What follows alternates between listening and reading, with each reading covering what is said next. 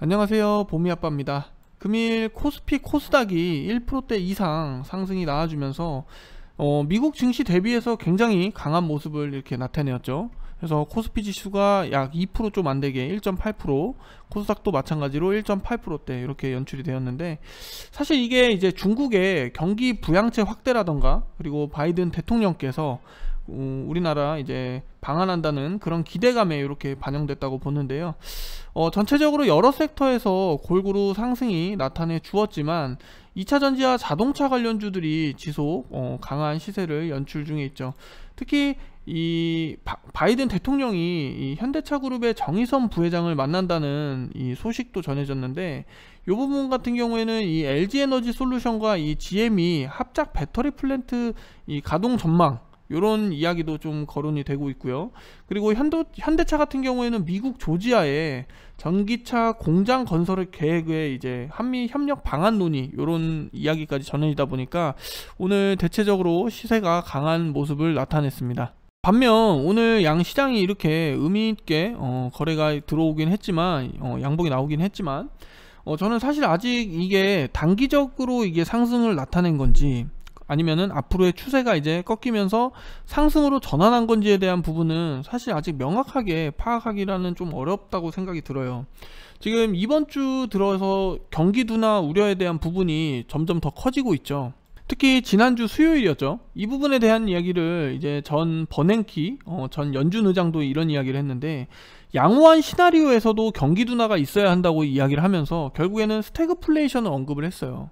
그러면서 이게 G7 재무장관 회의에서 자넷 옐런 미 재무장관 같은 경우에도 현재 지금 전세계 경제 전망이 확실히 도전적이다, 하지만 불확실하다, 그러면서 이제 식품이라던가 에너지 가격이 이 스태그플레이션 효과를 높이고 있다라고 이야기를 했는데, 이런 부분들을 봤을 때 사실 우려스러운 부분은 지속해서 남아있다라고 저는 생각이 들거든요. 그래서 오늘 이렇게 이번 주 금요일 한 주가 마무리되는 시점에서 의미있는 장대 이렇게 코스피 코스닥이 2%대 좀 안되게 상승이 나와준 부분은 긍정적으로 볼 수 있는 부분도 맞지만, 아직 시장에 대한 노이즈는 남아있기 때문에 저는 사실 조금 더 보수적으로 우리가 아직은 지켜봐야 되는, 보수적 관점으로 지켜봐야 되지 않을까 이렇게 생각이 들고요. 자, 어쨌든 오늘은 여러분들과 제가 카카오 관련해서 한번 이야기를 드려보려고 합니다. 자, 카카오 일봉 차트입니다. 먼저 코로나 팬데믹 이후부터 주가는 굉장히 가파르게 상승을 나타내면서 정말 이때는 진짜 유동성 파티라고 할 정도로 주가가 급격하게 이렇게 상승을 나타냈어요. 작년에 이제 6월 기준으로 17만 3천원까지 신고가를 기록을 하면서 현재는 지금 8만 3천원까지 이렇게 주가가 빠져있는 상황이죠. 사실 카카오 주가 하락에 대한 이유는 크게 저는 세 가지로 이렇게 볼 수가 있는데, 오히려 이 카카오에 대해서 더 잘 아시는 분들도 많으실 거예요. 근데 제가 보는 관점에서는 먼저 대표적으로 플랫폼 독점 규제 강화였죠. 플랫폼 규제 강화.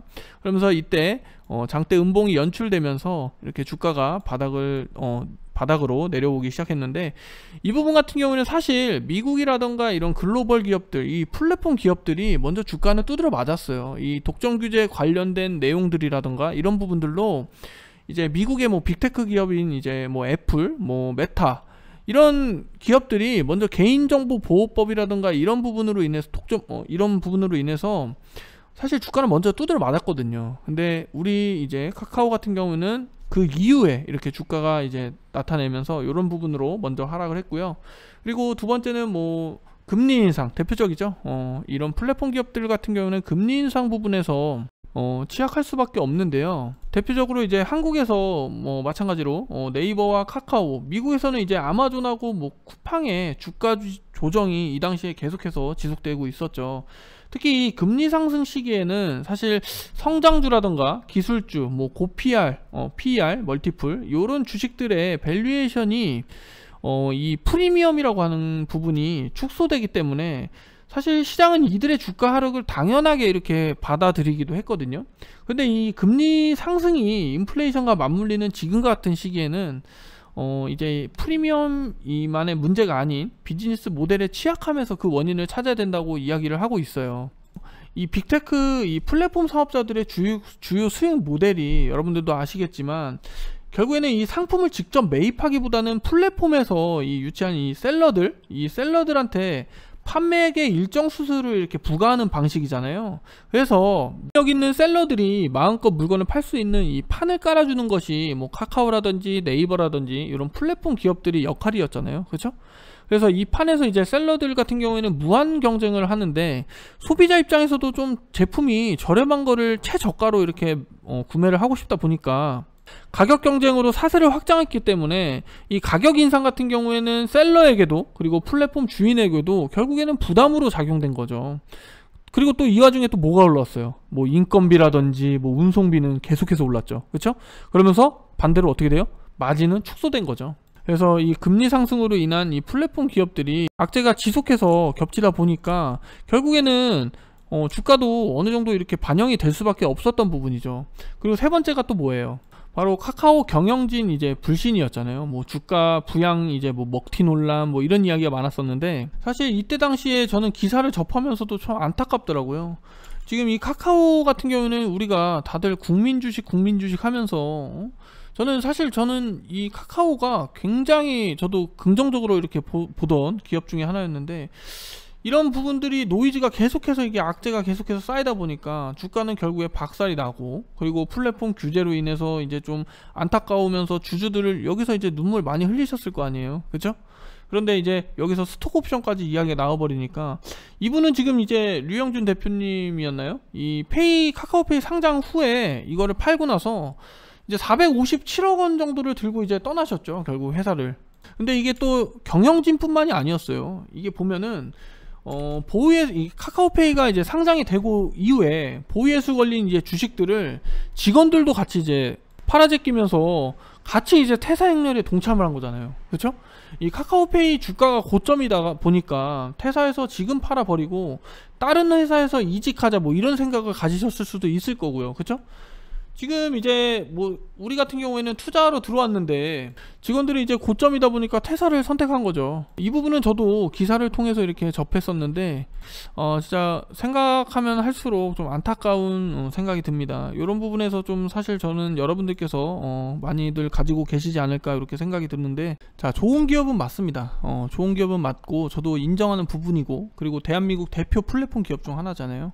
근데 오늘 이렇게 반등이 이제 나와주었다고 이제부터 상승 곡선이네, 이렇게는 확실하게 제가 말씀을 드릴 수는 없을 것 같아요. 사실 이 부분은 제가 여러 증권가 리포트를 확인해 보니까 제 개인적인 입장에서도 분명 이게 지금 저점인지 아닌지는 정확하게 말씀드릴 수 없다고 말씀드렸지만, 증권가도 또 그런 식으로 이제 리포트들을 두리뭉술하게 이렇게 이야기를 했더라고요. 그래서 아직까지 이 카카오 관련해서는 저점이 지금 현재 이제 반등 추세인지 저점이 더 확대될 건지 그거는 아직 정확하게 말씀을 드릴 수가 없을 것 같아요.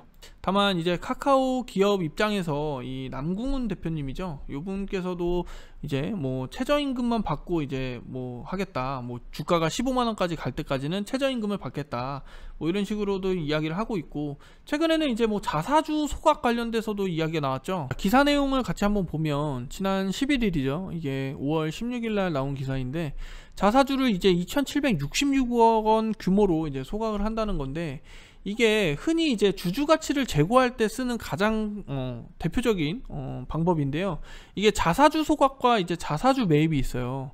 근데 이제 매입보다는 아무래도 소각이 훨씬 강력하다라고 보시면 되겠고, 이 자사주 소각 같은 경우 모르시는 분들이 혹시라도 계실 수가 있기 때문에 쉽게 말씀드리면, 자사주를 이제 매입하게 되면 이 유통 물량이 좀 줄어들게 되거든요. 그러면서 이제 EPS라는 이 주당 순이익이 그대로 고정이 돼요. 그래서 발행 주식수를 줄이면서 주당 가치를 높이는 방법이다 정도로만 아시면 될 것 같아요. 자, 그래서 이 자사주 소각한다는 부분, 주주환원 정책도 지속해서 펼치고 있고, 그리고 이 현금 배당 관련된 부분도 좀 보시면은 잉여 현금그 흐름에서 15%에서 30%를 이제 재원 삼아서 이 중에 5%를 현금 배당으로 이렇게 사용한다라고 이렇게 이야기를 하고 있고요.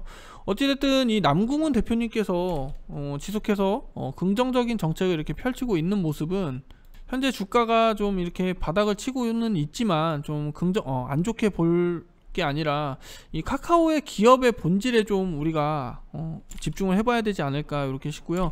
다만 이제 안타까운 부분은 앞서 말씀드렸듯이 이 주가가 회복하기 위해서는 사실 큰 모멘텀은 저는 잘 모르겠어요.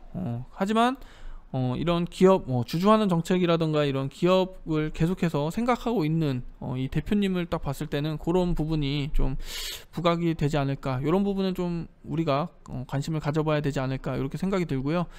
하지만 이 모멘텀은 아직은 크게 보이지 않는다. 좀 이 부분 좀 안타깝네요. 지금 고가 대비해서 진짜 굉장히 낙폭이 과대한데, 이게 저도 긍정적으로 봤던 기업이라서 이런 부분은 좀 안타깝다고 말씀드리고 싶고요. 어쨌든 제가 준비한 이 카카오 관련된 내용은 오늘 하락의 원인, 이게 지금 과연 반등인지 아닌지를 좀 같이 한번 살펴봤는데, 지금 당장은 결과적으로는 이렇게 바닥인지 아닌지 저도 사실 잘 모르겠어요. 마찬가지로 증권가에서도 아직 그런 부분은 좀 더 보수적으로 봐야 되지 않나, 이런 리포트들도 많았고, 그래서 이런 카카오 관련된 내용으로 궁금하셨던 점은 제 댓글에서 추가적으로 이야기를 해주시면 제가 같이 한번 여러분들과 공부되는 시간을 가져보도록 하겠습니다. 자, 오늘 영상은 제가 준비한 영상은 여기까지고요. 시청해주셔서 감사합니다.